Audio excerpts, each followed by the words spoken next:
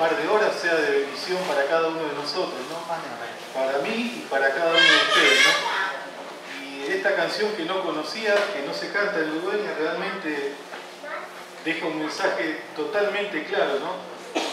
Totalmente clarificador de lo que Cristo hizo a favor de cada uno de nosotros, muriendo en una cruz de vergüenza, de dolor, ocupando nuestro lugar, y es por eso que estamos aquí, para recordar esa obra que el Señor Jesús hizo a favor de cada uno de nosotros, una sola vez y para siempre. Él consumó ahí,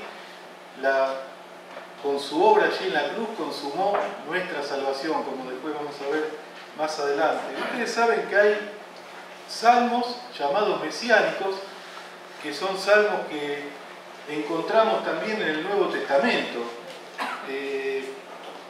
Allí en Hechos capítulo 2, lo voy a leer yo solamente, Hechos capítulo 2, versículos 29 y 30, ahí claramente la palabra de Dios nos dice acerca del rey David, que escribió salmos de este tipo, ¿no? Salmos que hacen referencia clara al Señor Jesucristo, a la obra del Señor Jesucristo. Dice allí, Hechos capítulo 2, versículos 29 y 30. Varones hermanos, se os puede decir libremente del patriarca David, que murió y fue sepultado, y su sepulcro está con nosotros hasta el día de hoy.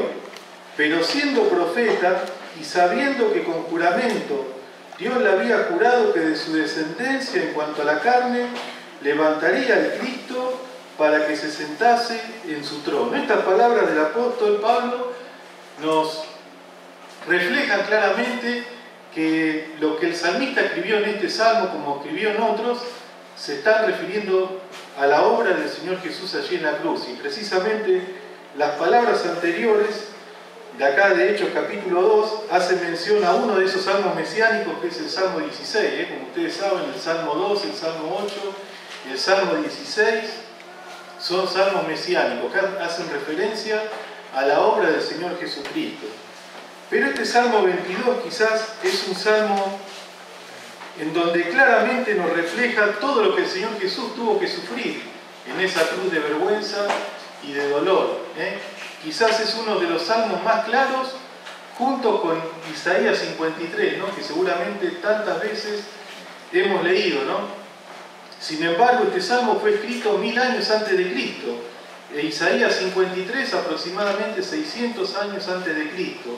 Pero son dos porciones de la palabra de Dios en donde claramente nos reflejan la obra que el Señor Jesucristo hizo a favor de cada uno de nosotros, demostrando su amor inconmensurable, incomparable, inmerecido, ¿no? Para nosotros que somos pecadores redimidos, ¿no? Que estábamos condenados a una eterna perdición. Y lo leemos brevemente, no lo vamos a leer todo, porque este salmo consta de dos partes. La primera es hasta el versículo 21, en donde precisamente el salmista detalla todo lo que el Señor Jesús tuvo que pasar allí en la cruz. Y después, a partir del versículo 22, se está refiriendo a un futuro, se está refiriendo al futuro, se está refiriendo al reino milenial del Señor Jesucristo. Es como que el salmista acá hace un traspaso tremendo, ¿no? Entre el versículo 21 y salta al versículo 22, refiriéndose a lo que va a pasar en un futuro cuando Cristo venga y termine sus tratos con la nación de Israel, ¿no? Y fije su reino milenial. Dice la palabra de Dios, Dios mío, ¿por qué me has desamparado? ¿Por qué estás tan lejos de mi salvación y de las palabras de mi clamor? Dios mío, clamo de día y no respondes, y de noche y no hay para mí reposo. Pero tú eres santo, tú que habitas entre las alabanzas de Israel. En ti esperaron nuestros padres, esperaron y tú los libraste, clamaron a ti y fueron librados, confiaron en ti y no fueron avergonzados. Esta primera parte del Salmo nos detalla claramente el gran sufrimiento que sufrió el Señor Jesús. ¿Por qué? Al ser desamparado por Dios. Ese es el primer y gran sufrimiento que aquí el salmista detalla, ¿no? Al sentirse desamparado, abandonado por Dios en esa cruz de vergüenza y de dolor. Y es también una enseñanza para nosotros, ¿no? Porque muchas veces nos acercamos a Dios, pero muchas veces nos alejamos, ¿no? Entonces, a veces pareciera como que no sufrimos el desamparo de Dios, porque a veces por nuestros propios medios nos alejamos, vivimos una vida independiente de Dios. Sin embargo, el Señor Jesús no fue así, ¿no? En toda su vida vemos claramente que Él vivía en forma totalmente dependiente de Dios, cumpliendo sus mandamientos, cumpliendo su palabra. Y es por eso que uno de los grandes sufrimientos que el Señor Jesús sufrió allí en la cruz fue el desamparo de parte de Dios. Es por eso que estas referencias nos llevan también aquí a Mateo capítulo 27, versículo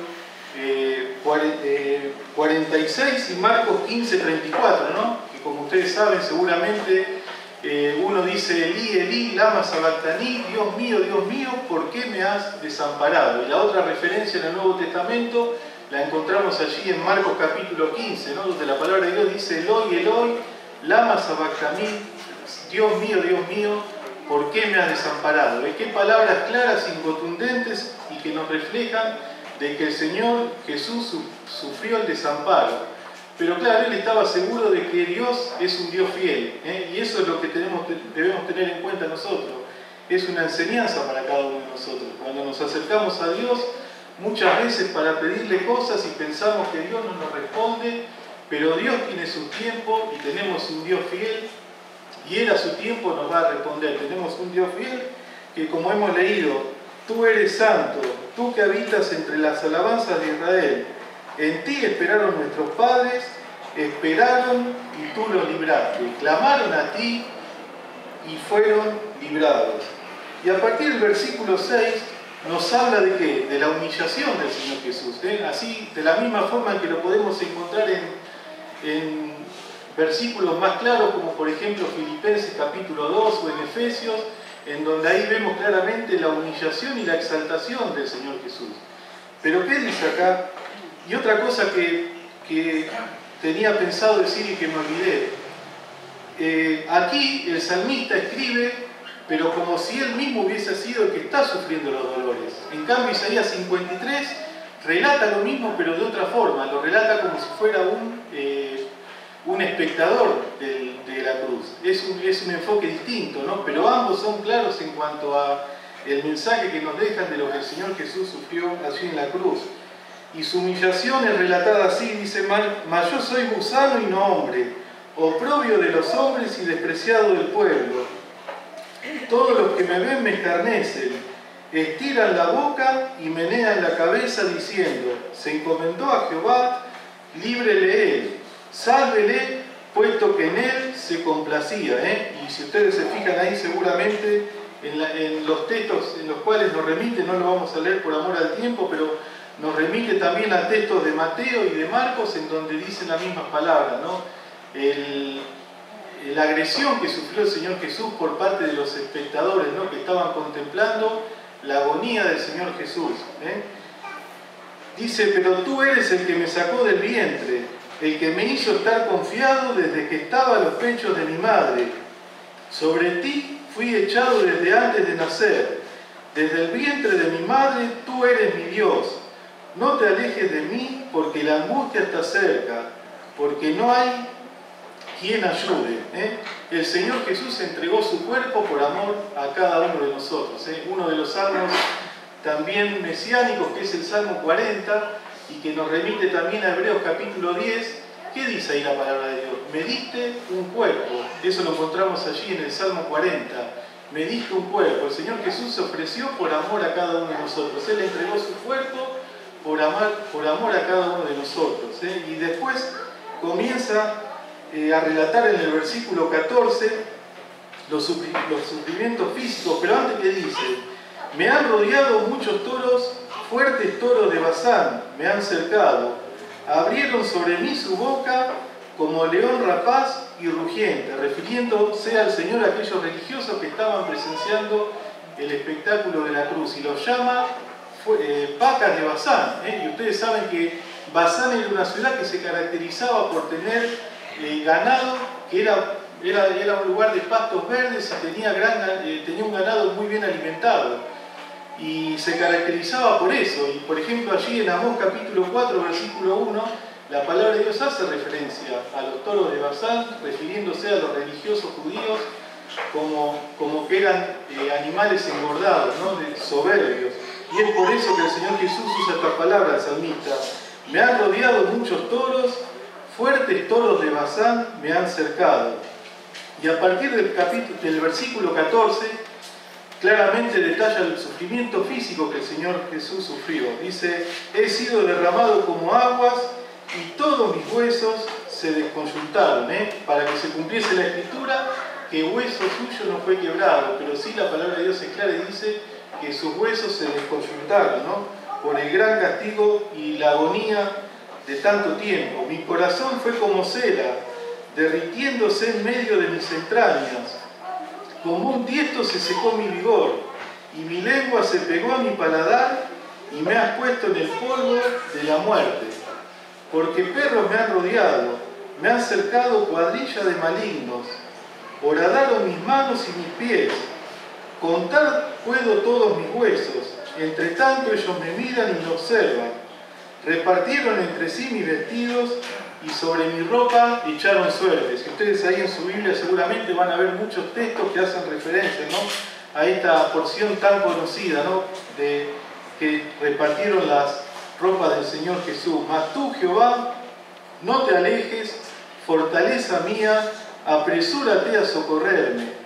Libra de la espada mi alma, del poder del perro mi vida, sálvame de la boca del león y líbrame de los cuernos de los búfalos.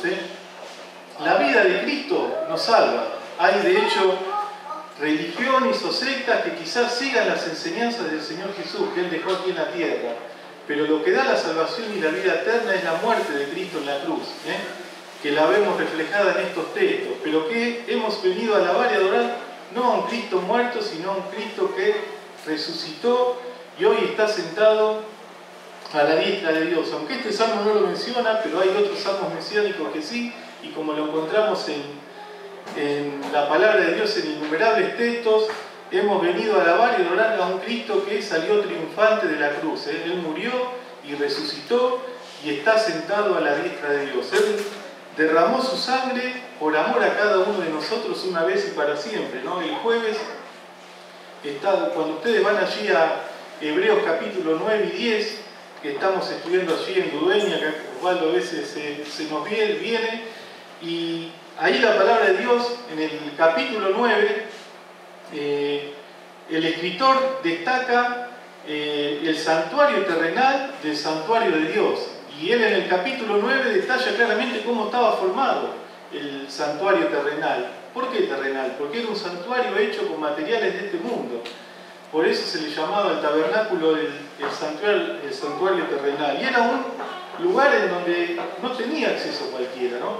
En el lugar santo tenía acceso solamente el sumo sacerdote. Y en el lugar santísimo tenía acceso en el lugar santo el sacerdote y en el lugar santísimo solamente el sumo sacerdote. Una vez al año podía ingresar, que era el día de expiación. De esa forma funcionaba en el antiguo pacto el santuario terrenal. Pero ahí, ¿qué nos dice la palabra de Dios en Hebreos capítulo 9 y también en el capítulo 10? Vamos a leer brevemente ya para terminar, porque ahí el escritor de Hebreos hace la comparación entre el santuario terrenal y el santuario celestial, ¿no? Dice, vamos a leer brevemente algunos versículos. Dice el capítulo 10, dice, porque la ley, teniendo la sombra de los bienes venideros, esa sombra, esos bienes venideros que nosotros ya estamos disfrutando, ¿no? Todos los beneficios que hemos obtenido debido a que hemos aceptado a Cristo en nuestra vida y hemos obtenido la salvación y la vida eterna, ya gozamos aún desde hoy, desde estos tiempos, los bienes venideros. No la imagen misma de las cosas nunca puede, por los mismos sacrificios que se ofrecen continuamente cada año, hacer perfectos a los que se acercan. ¿Qué palabra es esta, no? Esos sacrificios, esos ríos de sangre que se derramaban de los machos y de las cabras, de los machos cabríos, como dice acá la palabra de Dios, no podían hacer perfectos a los que se acercaban, ¿no? Porque era un sacrificio que solamente cubría el pecado. En cambio, el sacrificio de Cristo en la cruz, como lo hemos visto aquí en el Salmo 22, el sacrificio del Señor Jesús quitó nuestros pecados, no los cubrió, los quitó, los borró. Y es por eso que la palabra de Dios nos dice que nos hace perfectos. A los del Antiguo Testamento no podían limpiar su conciencia, pero el sacrificio de Cristo en la cruz nos permitió limpiar nuestras conciencias y nos hizo perfectos, porque la palabra de Dios dice claramente que posicionalmente somos perfectos. Al haber aceptado a Cristo en la cruz, a pesar de nuestros defectos, de nuestros errores, la palabra de Dios nos dice claramente de que somos perfectos posicionalmente, porque somos hijos de Dios. Y después viene la santidad práctica, ¿no? Ese proceso de santidad que debemos siempre mejorar cada día a medida que nos acerquemos al momento en que Cristo nos lleve por medio del arrebatamiento o pasemos, como dice la palabra de Dios, ¿no? Ausente del cuerpo, presente con Cristo. Dice, pero estos sacrificios cada año se hace memoria de los pecados, porque la sangre de los toros y de los machos cabríos no puede quitar los pecados, por lo cual entrando en el mundo dice, sacrificio y ofrenda no quisiste, mas me preparaste cuerpo. Holocausto y expiaciones por el pecado no te agradaron. Entonces he aquí que vengo, Dios, para hacer tu voluntad, como en el rollo del libro está escrito de mí. El Señor Jesús, muriendo en esa cruz de vergüenza y dolor, cumplió el deseo de Dios, cumplió la santa demanda de Dios, ¿no? Satisfizo la demanda de Dios, quitando nuestros pecados. Y es por eso que cuando leemos allí al principio del Nuevo Testamento, que Juan el Bautista, al iniciar su ministerio, ¿qué decía? He aquí el Cordero de Dios que quita el pecado del mundo. Y simplemente para terminar y que para que en esta noche podamos meditar, dice la palabra de Dios en Hebreos capítulo 4, versículo 16, y también lo repite en el capítulo 10, en uno de los versículos, en donde refleja claramente esta libertad que tenemos como hijos de Dios de poder entrar al lugar santísimo, esta libertad que tenemos como hijos de acercarnos a Dios y de agradecerle, de alabarle y pedirle también por las necesidades. Dice 4:16, acerquémonos pues confiadamente al trono de la gracia para alcanzar misericordia y hallar gracia para el oportuno socorro. Ojalá que Dios nos bendiga, que podamos tomar conciencia, podamos meditar en esta tarde todo lo que el Señor Jesús hizo a favor de cada uno de nosotros. El desamparo que sufrió de parte de Dios, los sufrimientos físicos y esos bienes venideros de los cuales ya estamos gozando. Tantas bendiciones inmerecidas, ¿no? Y ese privilegio inmenso que tenemos de poder entrar a la presencia de Dios. Y como tantas veces repite la palabra de Dios, sobre todo allí en Hebreo, que Dios está sentado a la diestra de Dios. Pero esto no significa que Dios está descansando, ¿no? Porque como dice claramente la palabra de Dios, yo trabajo y mi Padre trabaja. Y el Señor Jesús intercede por nosotros.